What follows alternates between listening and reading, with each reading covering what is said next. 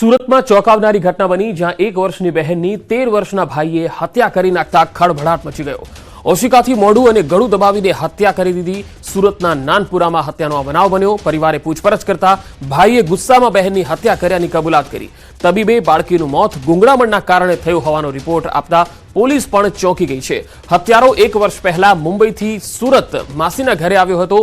1 વર્ષીય દીકરી રડારડ કરતી હોવાથી માસિયાઈ ભાઈ કંટાળી ગયો હતો।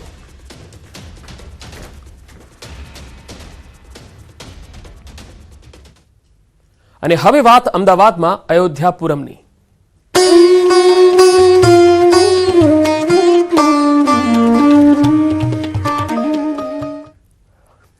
હિન્દુ આધ્યાત્મિક મેળાનો આજથી પ્રારંભ થવા જઈ રહ્યો છે। કેન્દ્રીય ગૃહમંત્રી અમિત શાહના હસ્તે પ્રારંભ થવા જઈ રહ્યો છે। 26 જાન્યુઆરી સુધી હિન્દુ આધ્યાત્મિક અને સેવા મેળો ચાલશે। જીએમડીસી મેદાન ખાતે આયોજિત કાર્યક્રમની કેન્દ્રીય ગૃહ અને સહકાર મંત્રી અમિત શાહના હસ્તે શરૂઆત થવાની છે। સીએમ ભૂપેન્દ્ર પટેલ, રાષ્ટ્રીય સ્વયંસેવક સંઘના કાર્યકારી સદસ્ય ભૈયાજી જોશી પણ મુખ્ય વક્તા તરીકે ઉપસ્થિત રહેશે। 250થી વધુ સેવાભાવી સંસ્થાઓની આ મેળામાં સહભાગિતા છે। આચાર્ય વંદન, કન્યા વંદન, માતૃપિતૃવંદન અને સંયુક્ત પરિવાર સન્માન સહિતના અલગ અલગ કાર્યક્રમો છે। 11 એકરમાં આયોજિત આ કાર્યક્રમમાં 11 કુંડી સમરસતા યજ્ઞશાળા અને 11થી વધુ મુખ્ય મંદિરોનું જીવંત દર્શન કરી શકાશે। આદિવાસી સંસ્કૃતિની થીમ પર સમગ્ર કાર્યક્રમનું આયોજન કરાયું છે। મિની કુંભના પણ લોકોને દર્શન થવાના છે।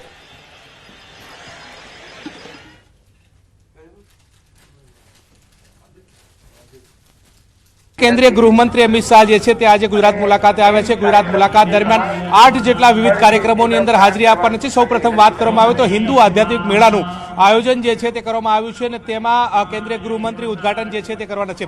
आप जे दृश्य जोई रह्या छो ते हिंदू आध्यात्मिक मेळाना जे दृश्यो जे छे के ज्यां अत्यारे हाल शरूआतमां गौ सेवानी वात जे छे ते मूकवामां आवी छे। तेनो एक डोम तैयार करवामां आव्यो छे ने तेमां सप्त गौ मंदिर जे छे ते तैयार करवामां आव्युं छे એટલે કે ગાયોની પૂજન અર્ચન જે છે તે કરવામાં આવી રહ્યું છે। સાથે તે ગુજરાતની અંદર જેટલા ધાર્મિક સ્થળો જે છે તે આવેલા છે તે સ્થળોની પણ પ્રતિકૃતિ જે છે તે અહીંયા મૂકવામાં આવી છે। દ્રશ્યો તમારી સાફ રીતે જોવા મળી રહ્યા છે કે જે અયોધ્યાની અંદર રામ મંદિરનું નિર્માણ પામ્યું છે અને તે રામ મંદિરની પ્રતિકૃતિ જે છે તે પણ અહીંયા દર્શાવવામાં આવી છે। સાથે તે ઋગ્વેદ જે દ્વાર જે છે તે દર્શાવવામાં આવ્યું છે અને ત્યાં મંત્રોચ્ચાર સાથે જે ધાર્મિક વિધિ વિધાન જે છે તે ચાલી રહ્યા છે।